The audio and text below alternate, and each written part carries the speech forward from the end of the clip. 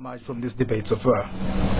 Well, Parliament has begun to debate the oil and gas sector in Uganda, with petitioners tabling critical information before their fellow legislators, charging the House with what is emerging as an electrifying debate.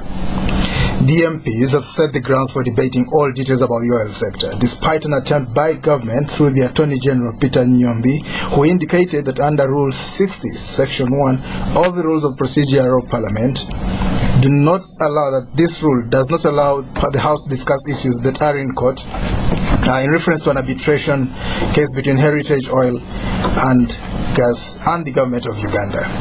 The MPs also indicated that some key government officials have received inducements or bribes from oil companies through their foreign-based accounts. Foreign Affairs Minister Sam Kutesa and Hilary Onek were mentioned, but Kutesa dismissed the report, describing it as defamatory. The MPs are pushing, among other issues, a stop to transactions or signing of any new agreements by the government until laws that govern the sector are enacted. They also want accountability for money accruing from signature bonuses and license fees paid by oil prospecting companies. The MPs are also asking for a judicial inquiry into allegations of bribery into the oil sector. So tonight we take a look at this debate in the House as we seek to understand the direction that this crucial matter is likely to take. Our guests tonight, Honorable Roland Mugume, Shadow Minister of Public Service, also Member of Parliament for Rukunjiri. We expect him to join us shortly. We also expect to be joined by Honorable Stephen Mokitale Birahwa, Chairman of the Committee on the National Economy. In the studio right now with me, you have Mr. Dickens Kamujisha, Executive Director of AFIEGO. AFIEGO is the African Institute on Energy Governance. You're most welcome, Mr. Kamujisha. Yeah, good evening, Edmond, and thank you, listeners. We are expecting to be joined by this gentleman, but we also know that you've been in Parliament following this debate. What did you hear and see today? Yeah, thank you very much, Edmond. What I heard and what I witnessed was a candid debate.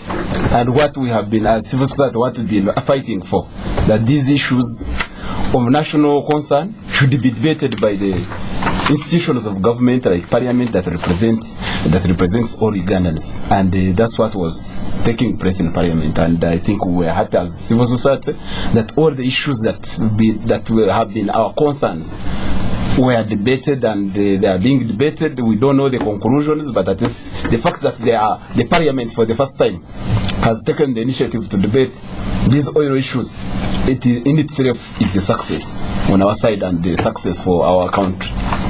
Well, this is basically a one-day debate. What do we expect to get from it? Actually, for us, we hope that Parliament is going to find it necessary not to debate it one day, because within the last 3 hours for the debate, they have not even done I think 1%. So I think the Speaker and the entire government will find it necessary that they debate it and they conclude it. Even if it takes a month, in my opinion, they should really give it enough time, because this is a national issue and it concerns all Ugandans. These ladies that you see dying in hospitals because they cannot really get maternity care, the teachers who are fighting and they are being forced into class on a very meager salary which cannot even sustain one person. I'm very sure that the government of Uganda, which is elected by Ugandans, will find it necessary that this national concern is given sufficient time. There is no reason whatsoever why it should be given hours or one day. It should be given sufficient time to be concluded. The NRM caucus had a meeting before. Did it affect what you had being debated on the floor today? I think, in my opinion, the movement caucus didn't affect this debate. It can affect the conclusions that will come afterwards, but in as far as the debate was concerned, because actually the majority members who were discussing were from the movement, party. So in my opinion, that caucus maybe didn't really affect the debate. But at the same time, what Ugandans need are not just discussions and speeches. What they need are conclusions. If, for example, some people are cited to be in corruption, it should be investigated and concluded, and if they are found culpable, they should be punished accordingly. Otherwise, if you say somebody has taken a bribe and then it dies there, that's what has been happening in Uganda. They say you've been found in this deal which is not in line with the law.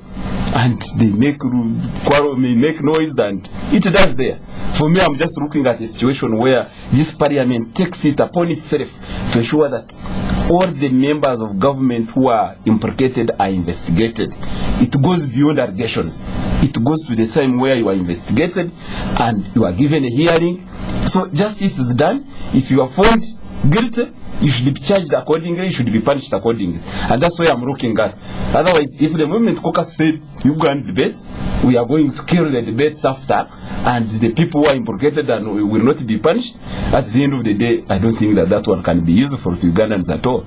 But that's not likely to happen. Judging by the comments that have been made by some of the key NRM MPs, they're not likely to kill it.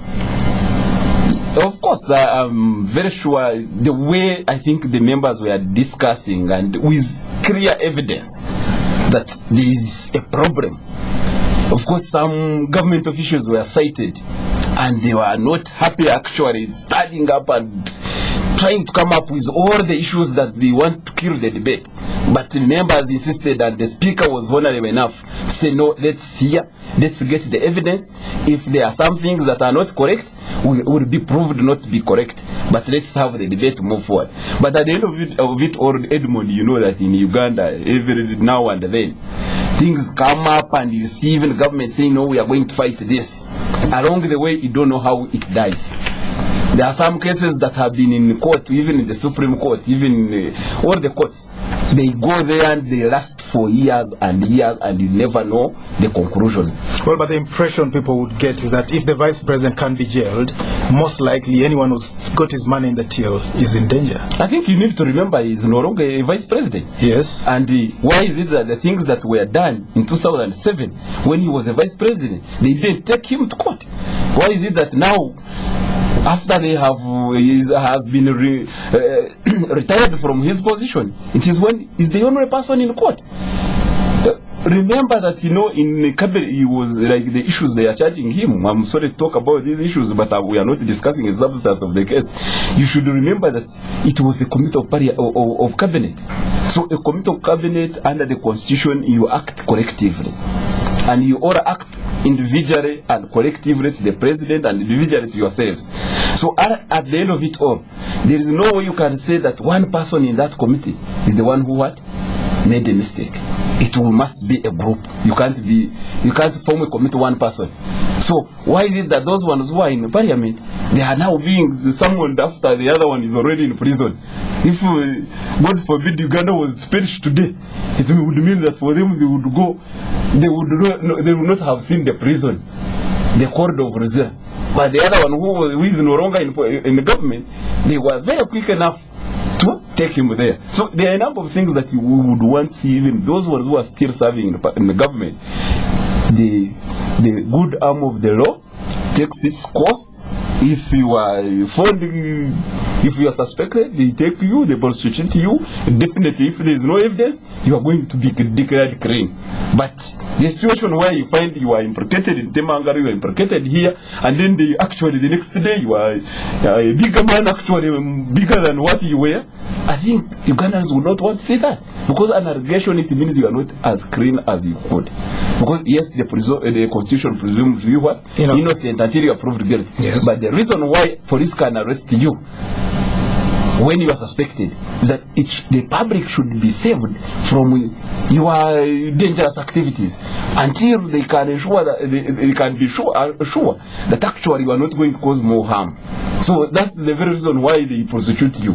But they are not saying that you are guilty, but they are saying there are some things that they need to first investigate to ensure that you are not dangerous to the society. So even these government officials, if you are suspected, and that's why in developed countries where race citizens are very strong, if you are suspected as a government official to have done something, you resign straight away. Resign, because if you don't resign, actually they are going to force you to resign. Because the reason, how would you investigate? For example, a prime minister, a vice president when he's serving. But those people, because they call them honorable, is that they expect that if you are honorable and your citizens are saying there are some bad things here, be honorable enough to say, you people, if you think that I'm doing bad, let me just give you space that I don't influence the process, investigate. Then if you are found clean, you will go back and serve. But until you are investigated, you always remain very bad in the eyes of the public, and because definitely you are in a big position that they are powerless in terms of demanding accountability from you, you use that position. But if you are a very clean man, there is no reason why you should be suspected and you remain in that position. Listeners, this is Spectrum on Radio, and tonight the debate on the oil and gas sector. What other issues that have in mind from this debate so far? We are hosting Mr. Dickens Kamjisha, Executive Director of AFIEGO, that is the African Institute on Energy Governance. We expect to be joined by Honorable Ron Mugume, Shadow Minister of Public Service, Rukunjiri Municipality MP, and Honorable Stephen Mukitale Birahwa, Chairman of the Committee on the National Economy. Well, graphic details are coming out of that debate. We'll read to you some of them as they come up. One of them is that a Member of Parliament has accused a minister of having received, his company having received up to 74 billion shillings through his bank in Europe. He said this money was coming from a Tullow Oil account. There are other details that have been coming up. We'll follow this as we go. Of course, the ministers are having a chance to defend themselves. Let's look at some of the issues that were raised. These people, the movers of the motion, it was moved by Honorable Theodore Sechkubu and seconded by other people. It was they're requesting a look at some of the things that they're asking. They're saying, let it be resolved by Parliament that 1, a moratorium on executing oil contracts and or transactions be put on the executive arm or the government until the necessary laws that have been passed by Parliament to put into effect the oil and gas policy. Another they're saying government should stop any negotiations, any new contracts being signed on the oil sector. Secondly, they say the government should come up with the necessary laws and table the same in Parliament within 30 days from the date of the resolution. They're also saying that government should produce to Parliament all agreements. We know that the agreements have confidentiality clauses, a thing that the government has cited in refusing to disclose this to Parliament. They're also saying that government should review all production sharing agreements which have been signed already so as to harmonize them with the country's law and other issues. Those are the core points. I've read out 4 of them that have been raised. They also say that an account of all revenues so far received by government from the oil industry should be made to Parliament within 7 days, showing how much has been received, from who and for which areas. In the oil industry, they call them blocks, large plots of land stretching into square kilometers. So they want these details on license fees, signature bonuses, and taxes and royalties. These are all categories of payments. They are also saying that government accounts for expenditure made from oil revenues and a moratorium be put on government to stop any further expenditure. That if government has got any money, and we know that there's money from the oil sector in the Central Bank and Bank of Uganda, that the government should not be allowed to spend any more of that money for any cause. They're also saying that government should join, as a matter of transparency, should join the Extractive Industries Transparency Initiative. This is a UK-based initiative that operates worldwide, that in which countries that have resources that are finite, resources that will run out in the end, sign so as to ensure that they disclose information regarding the oil sector. They're also saying that government should desist from executing any contract in the oil industry with a provisional clause for confidentiality. The current controversy has arisen because of the confidentiality clauses in the current contract. So they are saying that any future agreements should not have any confidentiality clauses. In other words, the contract should be open to all and sundry. Every single individual should be able to access them. Finally, we also say, very crucial I think, government should set up a commission of inquiry headed by a justice of the Supreme Court to investigate claims and allegations that some of these officials have been compromised and have received bribes from some players in the oil industry. On the floor of Parliament, they were giving details, including bank accounts and dates of when this money would have changed hands, coming from Tullow accounts, which they have been named in Malta, that's an island, and moving on to private individuals' accounts, some of them to companies that they own or directly or by proxy. One government minister has denied. He said these are documents that are false. They have been forged and they are circulating in the public. Mr. Kamjisha, what do you see in these documents? They seem to be graphic details of bribery. No, for me, Edmund, I think what my prayer, actually, my thinking, that whether they are allegations, whether they are not correct or not correct, these allegations, they They are very fundamental in us as a government, in us as a country, trying to ensure that our oil industry is transparent. Our public issues are transparent. And what I expect from these leaders, all the three leaders, actually, the main three leaders who are mentioned, Yes. who is Honorable Sam Kutesa, Honorable Hillary Onek, and here Honorable Amambabas. If they want to remain honorable, they need to resign. But one of them is a prime minister. How do you resign as a prime minister? No, as a president, even you can resign. You remember when the prime minister of Japan, one time he was in a UN meeting and he was dozing and they captured him on the screen. He resigned. Because of dozing? Because they said, of course, how could you represent a country when you were dozing? That one alone made him resign. And of course, this one is just, I think, a small matter within a bigger matter. Because the bigger issue is the way how we are managing our industry. The government knows very well that the existing legal framework actually are not sufficient to provide a system that can manage oil. Secondly, like oil is not... Our legal framework is not enough to manage the oil. Is not... What about national oil and gas policy? Do you think that is sufficient? Actually, the national oil and gas policy 2008 clearly provides that the existing legal framework is absolute, actually, is irrelevant. It cannot provide for the development of the oil industry in Uganda. It requests government to put laws in place. But now, since 2008 January, the government has decided not to put what? The laws in place. And you remember when there was the Cultural Institutions Bill, they enacted it within one day. So this which bill? The Cultural Institutions Bill. They passed it in one day. In one day. So they can do this as well in one day. Remember, oil as even before production, you are talking of $404 million US from heritage and capital gains tax. You are talking of $472 million US from Taro and Sinok and Totaro transactions. Yes. So those are almost like 2 trillion Uganda shillings. Right. Almost a third of our national budget. So we are just looking at a sector that is very that is sufficient enough actually to provide some good resources for our roads, for our health, for our education. So why don't you put a law in place if you are able to enact a law in one day? Here, why would you say your policy, and we have a very good oil and gas policy, and it says you cannot implement a policy without a law. Yeah. So, but what is very clear is that normally government, especially corrupt governments, benefit in areas where there are no good systems. If there are gaps in the laws, there are weak institutions. Now individuals, they decide to behave like as if they are the ones which are governments. So ultimately, you will not see the government actually taking the initiative to ensure that the law is put in place within a short time. They might even decide not to put the laws in place and say the existing law, the Oil Exploration and Production Act of 1985, that it is enough. But this is a law that cannot help Ugandans ask where are the taxes that are being paid. Who is determining which company should get this license or not get licenses? So basically you will find if Parliament doesn't harden on government, there will be no incentive for government to put the laws in place. But as Ugandans, we are losing a lot.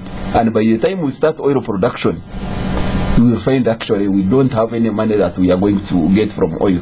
Instead, we will be paying debts for the companies, the company investments, and that will be all.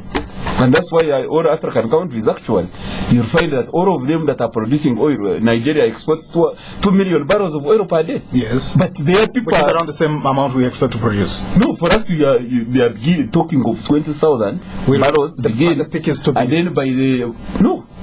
Here you are talking of 2 billion barrels per day. Yeah, no, 2 billion total reserves, 2.5 billion. Yes. So meaning that if you decided to produce 2 million barrels per day within the next maybe 15 years or 10, you are going to exhaust your reserves. So you have to make sure that you don't manage it well. Yes, you manage it well. But what I wanted to tell you is that if Nigeria is exporting 2 million or is selling 2 million barrels per day, yes, but more than half of its population live under the poverty line. Under poverty line.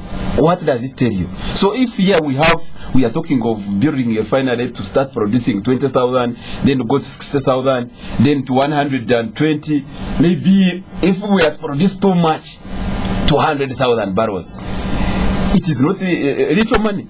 But at the same time, do you compare yourself with Nigeria? Far from it. But if you use this money very well, you are talking of getting 4 trillion Uganda shillings per year if you are producing around 200,000. Yes.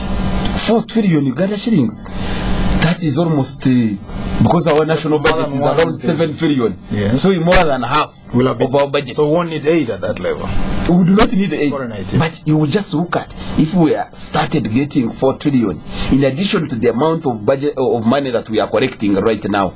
So on 7 trillion for the national budget, you would be having 11 trillion. Yes. 11 trillion, it would mean that actually you can increase your health budget. Health budget like 2 times 2. Education budget times 2. Infrastructure times 2. So within a very short time, you can pay the teachers well. Yes, you can pay. So for me, I honestly believe that if you are getting that money and you use it for national interest, there is no reason whatsoever why a pregnant lady should go to hospital and you find there is no attention at all. Because we'll have enough doctors. Yes, they'll be paid well. And they are paid well. You know, like this situation where you find they have said that actually the government. I was talking to a government official. He was saying that actually they succeeded in forcing the teachers back to class. You can imagine, yes, you can force a person to class. But are you going to force that teacher to ensure that he teaches things that are relevant to the student? You cannot. So you can say, yeah, you have 80 million primary kids in school. You have how many schools?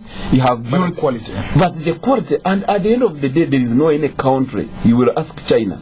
China came up with a plan of sending their students to the best schools in the world in the US. So, and those are the guys that have gone back to transform China. Every technology that is developed in America, those guys, they have it and they are capable of twisting it even go beyond what America, what they have covered in America. But here, if you are saying that your main priority is actually numbers, yes, numbers are important, but the quality, the quality is very weak. It's very, very weak. And you know, this business of forcing like teachers to go back to class, well knowing that 270,000 forcing a force to go to the river. Yes. And they tell you can't force it to drink. It can reach there. And so the same applies here. I'm just looking at this the money that we have collected from capital gains tax. $400 million. Yeah, no, it is 400 million times 2. Right. Actually, so it is almost like $1 billion US. Right. If you decided to use that money to increase the salaries of teachers for 100%, you can pay them for 3 years. Yes, you can pay them for 3 years. So, but this is the money that right now nobody knows where this money is. All right, let's look at some of the graphic details. Honorable Gerald Karuhanga on the floor of Parliament, he said that Honorable Sam Kutesa, through his company East African Development Company Kenya, received 17 million euros, that is 74 billion Uganda shillings, through his bank called EFK in Zurich. Zurich is in Switzerland. The money was leaving a Talo account 40037242019 in a bank in Malta, that's an island, I believe in the Indian Ocean, through a recipient bank in UAE, Dubai. And another bit of information that we have is that Honorable Elijah Cooper offered information that Allen Kajina, you are a boss, that her efforts to collect money were good, but the money had disappeared from Bank of Uganda account number 003410158440000. Honorable Cooper says the closing balance on the account was 0 as of last week. They are doing a job, if you are to believe these documents, they are doing a good job cleaning out these accounts very, very systematically, maybe in the interest of this country, because they are your leaders. Well,